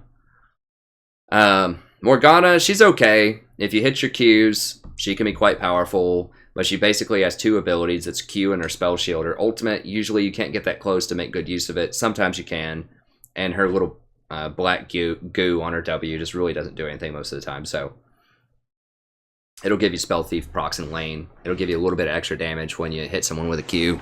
But overall, you know, she's just pretty lackluster for me. But she can be good if you prefer her and they have something like an Ashe. If you prefer her to Tahm Kench, then it could be decent. I would probably run Tahm Kench if I want the anti-crowd control champion. Alistar, pretty bad. He's in the gutter since he lost his 0.5 seconds on his knock-up Q. That was a really huge deal, and he lost his consistent heal, and he's much squishier than he used to be because they nerfed his ultimate. So they just really put Alistar in the gutter, which is a shame. Like, old Alistar would be so good right now. He would really put these Kha'Zix, Rengar, all these people in their place, Graves, because he used to be excellent engage. He's a huge threat starting at level 2. He had great sustain in lane to get through poke champions. He's exactly what this meta would need right now, but unfortunately, they probably knew that was going to be the case, and they didn't want him to totally shut down assassins, so they decided to nerf him into the dirt. Which is okay, I guess. I mean, I like Alistar, but also like, you know, Lulu to be viable for once. Because Alistar would do a lot of what Lulu wanted to do, even better than her a lot of the times. But they've buffed Lulu a lot, and they've nerfed Alistar a lot. So anyway, Zilean can be okay if you hit the double bombs consistently. He does have great speed up. Obviously, he has anti-assassin capabilities with his R. I just think he gets poked out really hard in lane. He doesn't have any sustain. I just think, you know, a good Zyra will just eat him up. And someone, you know, like Janna and Lulu they just have more utility than he does later in the game. So they're okay. Leona's okay. You can engage. She has a short cooldown. She's kind of tanky. I just feel like Nautilus is better in the vast majority of situations. I just don't know what Leona does that Nautilus doesn't do better. He has more crowd control. He's tankier. He has better wave clear. He has better scaling. There's just really not a lot of reason to play. I mean, if you play Leona, you really have to leverage the fact that she has a low cooldown ultimate. I think isn't it like, it may not quite be 60 seconds, but it feels like it's like 70 or 80 seconds. Like it's a really low cooldown on her ult. Let me see. And that's the thing that she has over Nautilus. I think Nautilus starts with 140 second ultimate, so you know it takes a while. So if you can get to level 6 and really roam around and just make plays, like get kills on cooldown with your ultimate, then she can be potentially very strong. Her problem is that if they counter jungle you, if you go in with your E, then you're not going out. So if the jungler shows up after you engage, you're having a big problem. Now, why is her move speed 335 when we have these ranged squishy champions like Lulu that are 340? That doesn't make any sense. Tanks and melee champions should be much faster. That's pretty bad right there, honestly. I think Nautilus runs at 340. I'm not sure. Anyways, it doesn't seem good. Her damage is okay. I think it's lower than Nautilus's overall. Yeah, it's 90 seconds actually, so it's a really short cooldown. So I think Nautilus is like 140 at level 1. So if you can run around and consistently like make plays middle to get kills, like make plays bot lane to get kills, like if you're Leona Varus and your level 6 is super strong and you can just keep killing them over and over and over again, I think that, you know, she could be strong if you really leverage that. Potentially. Okay, champions. This is where I have Malzahar. I think he's kind of in the gutter right now. I think he's going to be really bad. I went ahead and left the sheet if you just want to kind of see how you can build him. If you want to build him, what I recommended before. I just think that he's not going to be that great right now. But we'll see. I think that Skarner could actually rise. We'll see. Keep an eye on Skarner. He's one that I've been thinking about if the poke champions go away. So if you start getting something, I don't know. If tank champions start coming back and these poke champions aren't around, and you just get a free lane, Skarner could be good. Because in the mid lane, I do have like 3 or 4 Skarner videos on my channel, I think, Skarner support videos. And I did play him, I think, either last fall or in the preseason. He's okay as a support. It seems really goofy. Like, obviously, his laning phase is not amazing. So you can't be against these heavy poke champions. Like, Zyra would just obliterate him. But if you're against something like a Thresh, I always throw Thresh around because he's one of the weakest lanes in the whole game, I think. It's just such a pushover. I mean, Janna's a weak lane too, but Janna scales so much and she can peel so hard that she's problematic. But Thresh is like, I don't know, Thresh is just in a rough spot. But I consider him a pushover lane most of the time. Stop plugging? Okay. What is going on? Like,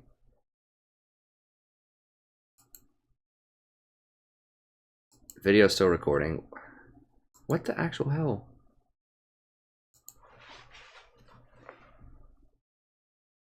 Kill it. Sure.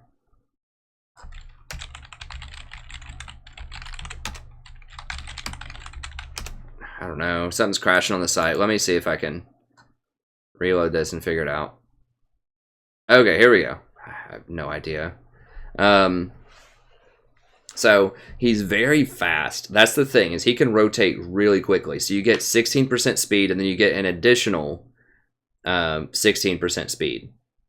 So you can get up to 32% move speed, which is really good, and it lasts for quite a while, up to 6 seconds. So he can really run people down. He has a nice shield. He's very tanky, so he's pretty good against other tanks. And he can spam his Crystal Slash. This is pretty bad. You know, if they had a Sheen item that was good on That would be a way to make AD carries a lot more viable if they had a Sheen item, kind of like a mini Trinity Force, or like a... Just make Frozen Fist into a support item. Just take away a lot of the mana off of it. Just reduce some of the armor, reduce some of the costs, and just allow it to be that persistent slow that has the AD damage proc on it, and that would help out a lot. That would make a lot more supports, or a lot more champions viable as supports. Fracture's pretty good. You get a stun on people. So it's a 1-second stun. I think. Or is it even longer? I'm trying to look to see. Cooldown's reduced. Yeah, it's a 1-second stun. It does a little bit of bonus physical damage, but a 1-second stun's pretty nice on people that you can hit multiple people with this. You can hit like 3 or 4 people with this in a team fight. Then he has a really low cooldown ultimate, so 120 seconds, and it basically does what Malzahar does. I mean, it's a 1.75, so it's shorter duration, but you can pull them away. So you can pull them a flash distance away, and you know, just pull him into your team. So I think he can be really good. Like, he's particularly good against diving assassins. So he's good against champions like Kha'Zix, not Rengar as much, because Rengar can cancel it, but Kha'Zix in particular. He's probably okay against Hecarim, but I designed him particularly when Kha'Zix became more popular. I started playing him as support, and he's excellent, excellent, excellent into Kha'Zix, especially if they don't get a Quicksilver Sash. Quicksilver Sash ruins him, just like it does Malzahar, but... you know, Nasus, Annie can be okay. She has a lot of burst damage. I think Zyra's better. Zyra has longer ranges. Zyra has more consistent poke. She's okay. Nasus, I've tried. If somehow, you know, tanks start coming back into the meta and you need someone that can just kind of slow people or slow attack speed by quite a lot, Nasus can be okay. Like, obviously, he's not going to offer a lot of protection against assassins that are just bulldozing your back line, so it's kind of a problem. Bard's okay. He requires a lot of skill, and there's just not a lot of payoff to him. He doesn't have as much harass as Zyra. I mean, if you really leverage the mobility with your team, he can be quite strong, but overall, I think there are just better choices most of the time for him.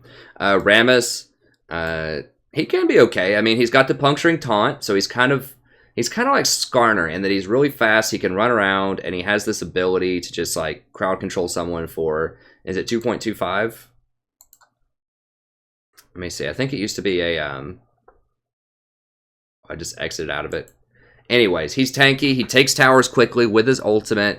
He obviously gets a whole lot of armor, and he can taunt people for a very long time. Let me just go back and I'll look at these stats here really quick on him. Because I did play him once in normals, and it seemed okay. Obviously, he can get poked out really hard in lane, so you'd want to pick him against a pushover lane. And you wouldn't be able to push to assert your pressure unless you want to go gank a lot. I mean, I guess if you constantly push up, and you could try to roam middle and make plays.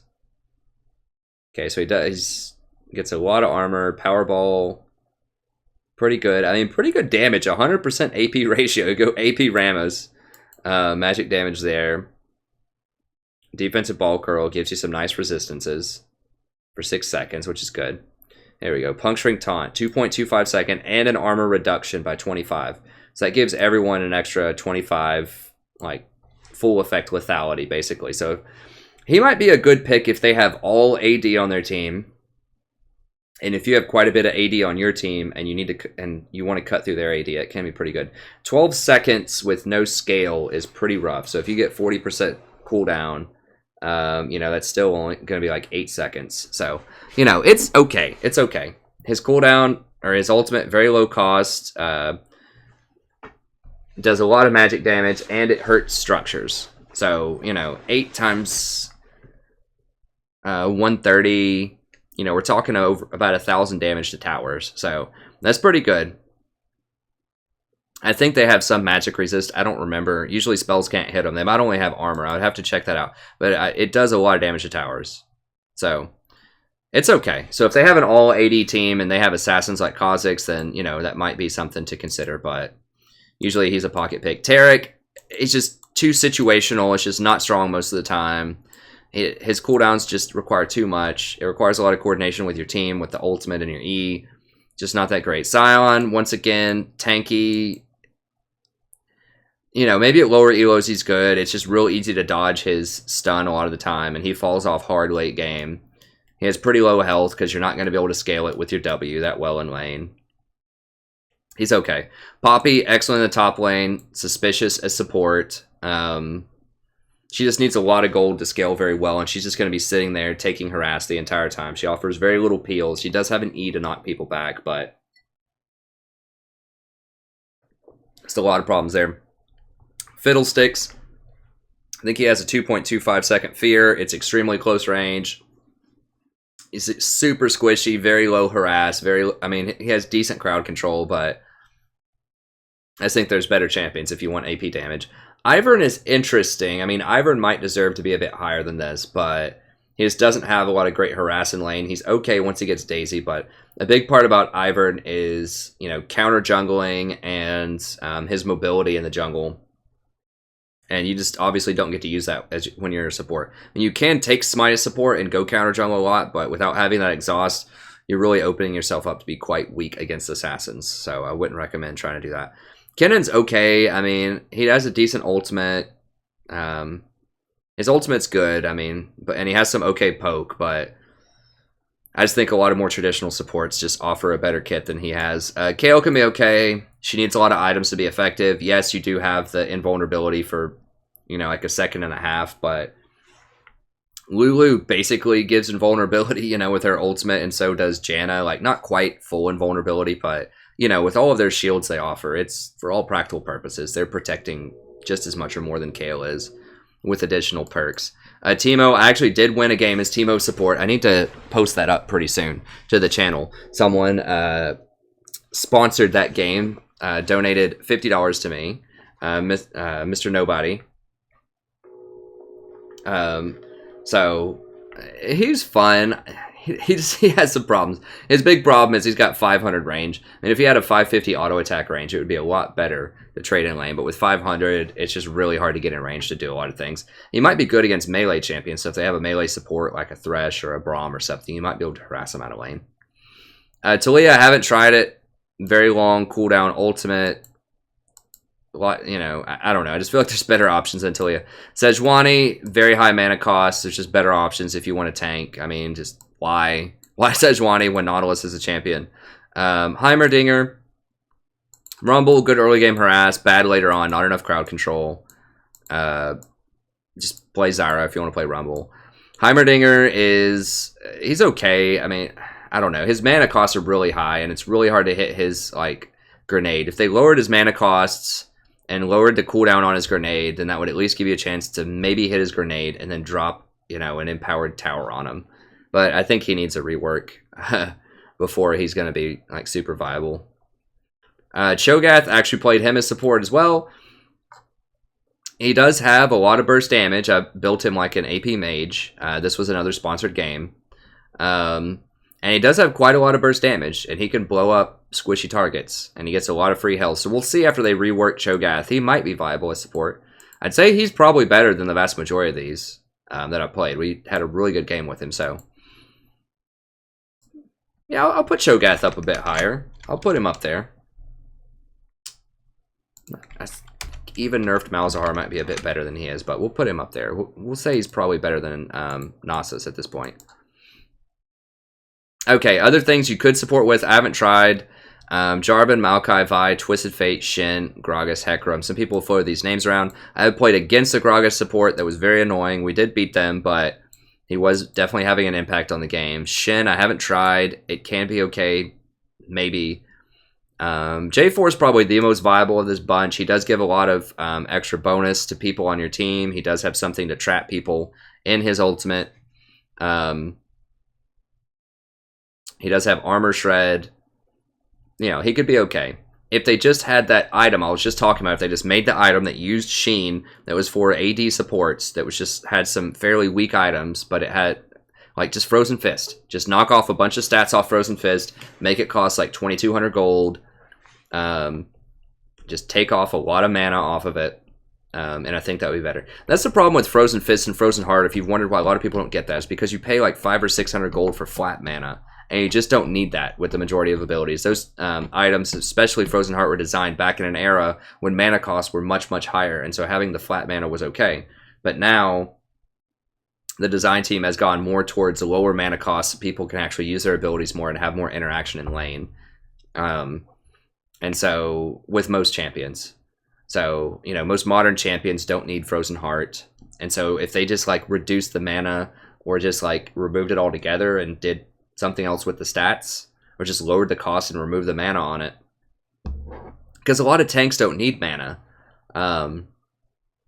So that's the thing, is that like your AP champions might need mana, except for Ryze, who's an AP champion.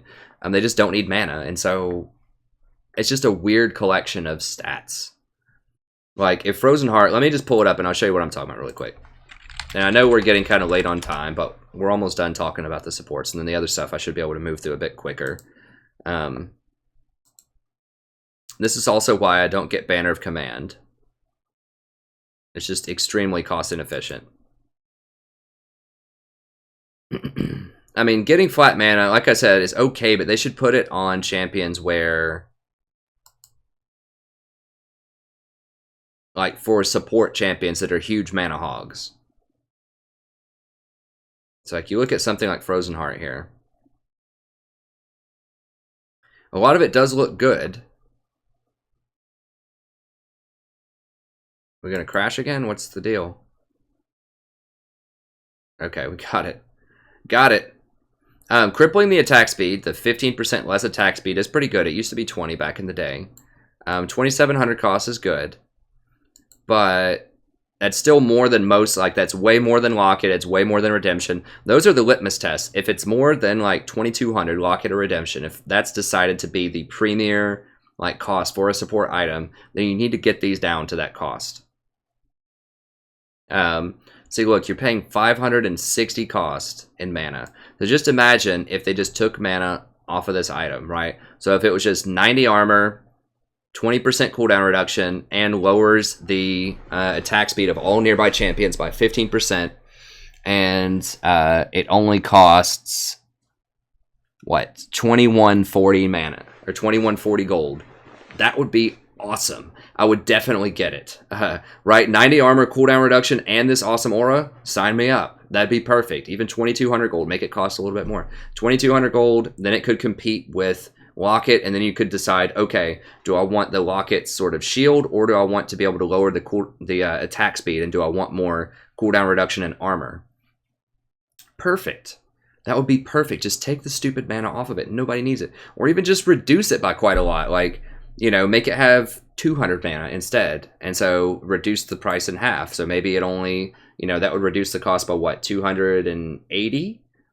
That would at least bring it down to, you know, somewhere around 2,400. So reduce the mana by a little bit, make it 200 mana instead of 400, and make the cost 2,400. And even then, it might be a little bit more competitive. But if they just took the mana off of it, that would be glorious. Because tanks just don't need it. Tanks don't need mana most of the time with their abilities because they're not spamming them. They use them in close combat most of the time. Unlike supports who can just fire away these poke abilities, most tanks don't do that. So they don't need extra mana because, you know, they're only going to need it when they're actually fighting in an all-in situation. Okay, this is also 2,700. Like, this is 700 mana worth of stuff. So just imagine if it just had 65 armor, 20% cooldown reduction, the spell blade, and the slow, and it only costs 2,000 gold. That would be glorious. Like, once again, you could even make it cost a little bit more. So maybe give it like 5 more armor and make it cost 2,100 gold. Or 5 more armor and make it cost 2,200 gold. Something like that. Just 70 armor, 20% cooldown reduction, spell blade, icy zone. Perfect. And that would give a lot more itemization option to tanks. Because right now, the itemization, they basically have to itemize like utility support. They have to get Redemption, they have to get Locket. Even though Redemption's terrible on them because it's so powerful and there just aren't other good option items. So, or options for items. So, that's how I would balance it. Is either take off the mana, just redo Glacial Shroud, just get rid of that item, honestly. Just get rid of it. And just replace it with something else, or just make a different component here. Like, make it Sheen plus Cloth Armor or something. And then just work from there. But, yeah, just the flat mana is, like, the worst stat in the game just about on tanks. You don't want to be paying 700 gold for that. That's massive. I mean, that's, like, over 2 Cloth Armor. So you're sacrificing over 60 armor to buy this item. That's just bad. But anyways, yeah, if they did that, I think that would be so awesome. If I was on Riot's design team, just make Frozen Fist, just take off the mana. Increase the armor just a pin. Maybe don't even increase it, just take off the mana. 2,000 gold for that item seems too good though. So maybe give it like 5 more armor and make it cost 2,200, and then it would be sweet. And that would open up the picks for things like Jarvan, things like Trundle, you know, lots of champions that, things like Skarner, lots of champions that have these good abilities that they just can't buy that item because it sucks. And if the item was okay, then if it was just more cost efficient, then that would open up a whole new range of really good supports. I mean, Shin could use it. That would be one of the best design choices they could make this year. Hopefully they do it. Riot, hear me right now. If you know a Riot member, send them this video. Tell them, take off mana from these items, and you will open up the viability of a ton of supports, including many tanks. Okay. Alright, so the best supports at lower elo, I think Zyra, Lulu, Nautilus, Soraka, Sona. These are all very straightforward. So if you're gold and lower, this is what I would go for. You have your AP burst damage, you have your utility anti-assassin, you have your engaged tank, you have your, they don't have any engaged tanks, or they have Lulu. And then you have your Sona, who's just kind of a mix of really good aggression early and good healing, good anti-poke against things like Varus. So those are all, like at gold and lower, things that I recommend. Now, champions for new players. This is a new section that I'm adding on here. God, it's always like over an hour and a half. I need to go get to the stream. I'm just going to end this and turn on the stream basically immediately. So support is by far the cheapest role for champion and rune IP purchases. So you will love that. If you're new to the game, you don't have a lot of IP, trust me, it's very cheap to buy the support champions, effective support champions, and their runes. So they have the cheapest runes in the game by far. If you play 80 carry, you're going to be out of luck because most 80 carries are like 6,300 IP. And they have the most expensive runes in the game with the flat AD and all that kind of stuff. So you're in luck if you play support. It's a nice bonus that you can be more effective than other kind of newer players because you're going to get your runes faster and you're going to get a better collection of champions. Okay, so who do I recommend buying? If you're like brand new to the game, you just hit level 30, or you're just brand new to support, you don't own any supports, I recommend Soraka. She's only 450 IP, very cost efficient, simple kit. She can play very safely and be very effective. So you can play very far back. You can hide from people. You don't have to harass a lot in lane. You can still be effective. You can harass, and it's good, but you can also chill, and that'll give you time to be aware of your mini-map. So just to watch the mini-map, focus on warding, just use your brain power elsewhere other than trading in lane just to master the mini-map, and that's really good to focus on, like at any level of play. It's just learn how to, it's kind of like when you're driving, to constantly be, you know, like watching your mirrors to see, you know, where other people are, you know, on a like a super busy interstate when you have to merge and weave around a lot.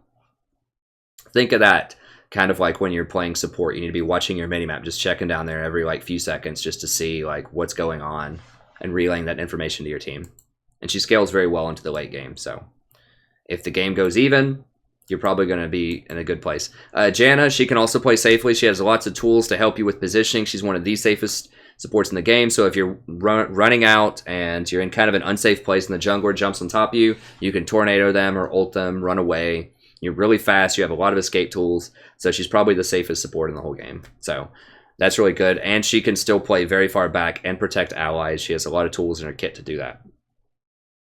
Morgana is another popular one. She's only 1350. She has good engage at a safe distance. So you can just sit back and just chuck Qs. Eventually you'll probably hit somebody. She has good anti-CC for allies. So you can put that black shield on them, stop them from a Vi ult. Stop an Ash arrow. That does take some reaction time, but she can be pretty good for that. And with her ultimate, she has decent peel. So she's pretty simple, pretty straightforward. I think she can be good. Sona, great harass in lane. She's 3150 IP, so getting a bit more expensive. Good harass. She's very good against poke like Varus. She's got a nice heal. She's very forgiving if you take a couple of bad trades in lane. And she has a nice ultimate combo with other champions. So if you're playing with an Amumu, a Misfortune, a Kennen, a Fiddlesticks, anything that wants to jump in and do this area of effect damage, she's really good at holding them in place with her ultimate. So she's a good combo with those champions. And then finally, Nautilus. He's the best tank that I recommend. He's a little on the steep side for a newer player. He's 4,800 IP, but he's very viable. The only other tank that I think right now is viable is Tahm Kench. Tahm Kench is too expensive and specialized. Do not buy Tahm Kench early on. He's a very difficult champion to play, and he's very specialized, unless you just want to play him and he's fun. I don't recommend buying any 6,300 gold champs. Because if you buy a 6,300 gold champ, and even a lot of 4,800 gold champs, if they nerf him in the next patch, you're going to feel awful. So I did this when I was a new player, and I was like, oh, I really want to play Vladimir. He's so cool. I love vampires. And I bought him at 6,300, and it's like, next patch. This was Season 1, just like huge nerf. And I was just like, you know, I was so annoyed. So buy the cheaper champions first that are good, and then work your way slowly up to the 6,300 champs. And pick classic ones that aren't on a lot of radars if you pick more expensive ones that aren't likely to get nerfed. So Nautilus is a good one. He's in a fair place. I don't think he's going to get nerfed.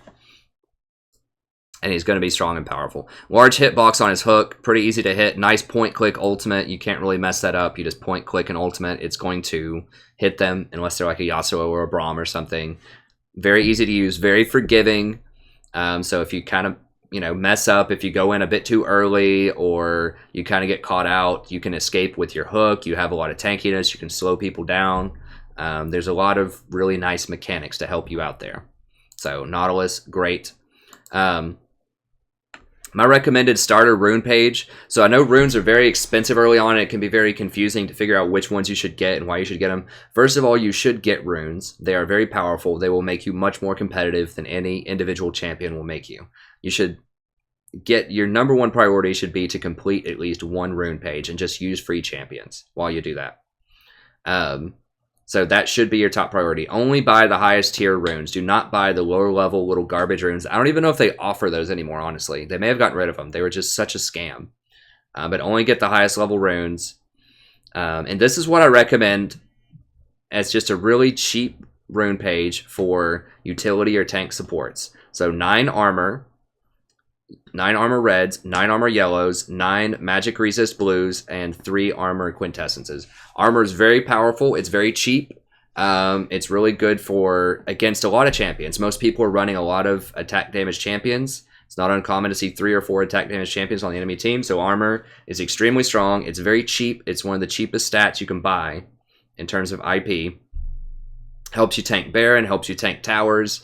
It's just very, very good. It's the best stat in the game for its cost, by far. So you just stack it everywhere, except for blues. That'll give you some magic resist, because those are cheap as well. And so these are very efficient at all of these positions. And I have a cost efficiency. If you ever look at, I guess I got rid of it, but you can look at League Wikia and see the cost efficiency of different runes as well. But this is what they cost total, 205 each, 102, 102, 125. By contrast, yellow flat health runes that give you +8 health instead of +1 armor are 820 IP each. They're about the price of an entire set of yellows, of armor yellows. Is about the price of just 1 HP yellow. So HP yellows are technically often the best to use in the yellow slot, but it's only like, I don't know the exact math, like 3% more efficient against a lot of things. It might even be less efficient against AD champions. So don't go buy those. Don't go buy the yellows. Don't go buy the HP yellows until you get rich with IP, until you play for years. Don't go buy those. Just stick with the armor ones. This entire set's only going to cost you $67.56. So instead of buying that 6,300 champion, so instead of buying, I don't even know, instead of buying, like, is Caitlyn still 6,300? Varus or something. Well, Varus is a pretty good purchase right now. He might get nerfed eventually, but just instead of buying like Talon for 6,300 or whatever, you could get an entire rune page. So instead of buying that 6,300 champ that you want, just trust me, get the rune page. You'll win more games. You'll get more IP, and you'll get back to that champion faster. You'll have a better time. Okay, once you get more rich, you can go for the HP yellows and the move speed quints. I just said this. If you upgrade to the HP yellows over armor, that's an extra 64, 62 IP. So it's almost double the entire cost just to upgrade the yellows. So don't do it forever. Don't do it for a long time, but if you get the IP one day, you can do it. And then the move speed quints are a little bit more affordable. It would cost you 2,000 more IP to substitute 2 of these armor quints for move speed quints, which I like to run on things like Lulu and Janna, but armor, perfectly acceptable. If you want a damage champion, or a damage page for an AP champion, let's say you want to play Zyra, you want to play Vel'Koz, that kind of stuff, I recommend just penetration everywhere. So penetration reds, yellow armors, penetration blues, penetration quints. You can get flat AP, but penetration is cheaper, and most of the time on many of the champions that I recommend, penetration is better. So that one's going to be more 95-28, but you can use a lot of this stuff in mid lane as well. So yeah, you could get flat AP for mid lane, but frankly, I think this would probably be a fine build for mid lane. It's not going to be quite as efficient as flat AP, probably depending on the situation, but overall, you're still going to be very competitive with this rune page. So you could do this as an AP top, so as Rumble or something top. You can do this as an AP bottom. You could do this potentially as an AP middle, if you want to run Zyra in the middle, for example.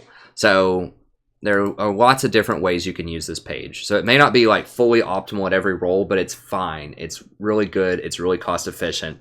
It's great. So it's a little bit more IP to get this, but I think this is the best bargain page you can get for an AP damage dealer. So, okay. So this is what I recommend for new people. These champions, Soraka, Janna, Morgana, Sona, Nautilus, buy at least 1 rune page. I recommend having at least 2. So 1 for each role you're going to pick. And in terms of support, this is for utility supports. You can use this as tanks and off rolls too, so you could probably use a page like this and just slap it on a Maokai and go top lane and be perfectly fine, or slap it on a Poppy and go top lane and be perfectly fine. And then this is for your damage dealers, and you can slap this on a mid laner or an AP top laner and be fine. The AD stuff is what gets expensive. The AD runes in particular, and the health, the flat health, that's the stuff that costs the most in the game. Okay, the best of each role. I might just, I don't know, I might just do this in another video. I'll just hit it really quick, and then if people want to see it, let me know in the comments, and I can talk about more about specific lanes. So if you want to know, like, in depth, what do I think about the best, you know, AD champion on this patch or whatever for bottom lane, I can do that. So Camille, Maokai, Poppy, Jason, Quinn for top lane. This is very similar to last time. The new one here is Quinn. I substituted her in for, who did I have here? A Fiora, I think. She just has huge early game pressure, great roaming. She's excellent against tanks early. So she's great. I still think Jace is going to be awesome. They did nerf him, but I still think he's going to be good top lane. Poppy still super strong. Maokai and Camille are the best. I think Camille is still going to be extremely overpowered top lane even after the nerfs. And I think that Maokai is right up there with her. He's extremely strong right now. So if you want a tank top lane, Maokai. If you want like just overpowered damage, Camille. Fiora and Riven are also both really good. Avoid Gangplank. Unless you're a master tier player, I just highly don't recommend Gangplank. I keep seeing him, and every game that he's in, he loses, either on my team or the enemy team. Just about. Okay. Junglers, I think Hecarim's going to be the top of the pile. It's either Kha'Zix or Hecarim. Both of them are going to be excellent. I think Graves is going to continue to rise. He's very, very powerful with the new lethality jungler, with new lethality items. And I think that Rengar is also very powerful still. After the nerfs, I still think he'll be really good. And Ivern is my 5th pick. I had Shyvana last time. You just don't see her a lot. I think Ivern can still be very, very good in the right compositions. Mid laner, LeBlanc, Victor, Katarina, Corki, Ryze. So LeBlanc still going to be very powerful even after the nerf, I think. Victor, very powerful, lots of good range, excellent burst damage. Katarina, still super strong. Corki, still super strong. And Ryze is the last one that I've inserted here instead of Ziggs. Ryze, every time I see him, he just seems to be very impactful, just about. So I think he hits his power spike faster than he used to. I'm not really sure why, but I just see him perform well lately, and I'm always kind of afraid if the enemy has a Ryze on their team, because he just has the potential to do a ton of damage. Cassiopeia is another one that can be very good if it's a good Cassiopeia player. Okay, best 80 carries, I think Varus by a lot right now. I know I had talked a lot of trash on the last video about Varus, but I've come to the light. I see that he's super strong now. He has great poke. His ultimate's very useful. He's just very powerful. He's very difficult to deal with, especially if he gets ahead. He just rains those arrows on you, and it's so hard to deal with. Jhin, very powerful, especially with the new lethality. Ashe, very good. Has nice utility with her ultimate. Great engage. You need engage right now, especially because people aren't really playing tanks a lot. So having someone like a Jhin, a Varys, or an Ashe who can actually start the fights and engage is super helpful. Vayne can still take over a game if she gets a couple of items. So she still has a rough laning phase that she can take over. And I actually like Jinx as well, oddly enough, right now, especially with Lulu or Janna. She just has a ton of damage later. She can chain CC with her chompers. She has a great execution with her ultimate. And she just like goes off if you just get one kill, which because there's so many assassins, if she gets an assist, then she gets that, hyper, or I forgot what it's called, but the thing where she gets a ton of extra attack speed and move speed. So because there's so many assassins, that procs much faster and you can run everyone down and kill them. So she's excellent with these assassins on your team. Now she's not good against assassins, unless you have good peel from a Lulu or Janna. But if she gets a kill, she could just run people down and clean up an entire army, or an entire like enemy team. So she's really, really good. And she takes towers very fast, which is very important too. And she takes objectives fast. So I think if she has a good Janna or Lulu to back her up, she's very powerful because of those resets that she gets with her Get Excited. That's what it is. Okay, well, that's going to be it. Thank you very much for sticking with me. This is much later than I thought. The stream's going to be like, where are you? What are you doing? Shaking their fist at me. But I just wanted to do a high-quality content for you here, as usual. I hope you enjoyed it. If you have any questions, let me know. Let me know if you want me to do like a specific like in-depth analysis of top lane right now, or jungle, or mid, or AD carry. I can definitely do those for you if people are interested in that. I have a lot of other guides I want to do as well, but hope this helped. Let me know what you thought about kind of the new players section. I know we have a lot of newer players watching the stream. I hope that helps people out. And yeah, let me know, what do you think about my picks? Do you think there's something that could be higher, could be lower? What do you think of my analysis of the meta? What do you think is going to happen in the new meta? Remember, I'm going to do a patch notes analysis with a complete meta breakdown. Maybe I could combine that with talking about other roles. I'll think about it, but I'm going to do at least a patch notes analysis video, probably tomorrow, but I know people really, really want that tier list, so I wanted to do it today, first thing, as soon as I got home from school, from teaching my courses. So anyways, thank you very much. Have a wonderful evening, and I'll see you next time.